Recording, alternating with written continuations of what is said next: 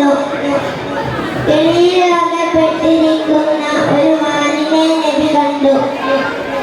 മാൻ കരഞ്ഞുകൊണ്ട് നബിയോട് പറഞ്ഞു, നബിയെ, എന്റെ പൈതങ്ങൾ മാളത്തിൽ വിശന്നു കിടക്കുകയാണ്.